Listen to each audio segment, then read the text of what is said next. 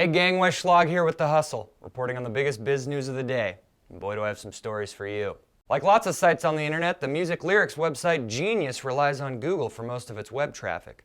But the friend turned foe when Genius caught Google performing covers of their own work and playing it off as if it were their own transcribed tune. Allow me to explain. Genius suspected Google of stealing lyrics and displaying them on its own page. Per usual, Google denied any wrongdoing, so Genius got creative and tried to catch them in the act. And it worked, thanks to Morse code, aka technology created in the 1830s. So stick that in your engine and search at Google. The search giant played dumb and apologized, but this isn't the first instance of Google copying the competition. The engine's goal is for users to never leave their site, and so far they've done a bang-up job. In March, Google kept a whopping 62% of mobile searches from ever moving off of the search engine. Of course, when you own the house that nearly every website lives in, it's a pretty easy game to play. Okay, moving on to the future of mental health. Startups that make AI-powered digital mental health assistants are on the rise, and they're coming for your feelings. On Tuesday, Youper, a startup that makes therapy bots, raised $3 million in seed funding. Youper already has 1 million users and believes wholeheartedly in the accessibility that psychobabble bots bring to the table compared to human therapists. But of course, when it comes to the nitty-gritty of mental health, many specialists are wary of just how deep robo-shrinks are able to go.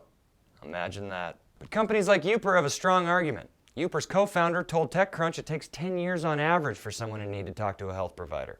The goal of Youper and other AI chatbots is to get that baby down to a tiny 10 minutes. Next, the 275-year-old auction house Sotheby's just sold off its priciest collector's item yet, itself. The company that specializes in auctioning off some of the world's priciest art and other collectibles recently sold for $3.7 billion, a 61% premium on its public price, to French Israeli tycoon Patrick Drahi. Now Drahi's competing against Sotheby's 250-year-old adversary Christie's, also owned by a French billionaire art collector. Together, Sotheby's and Christie's dominate the market.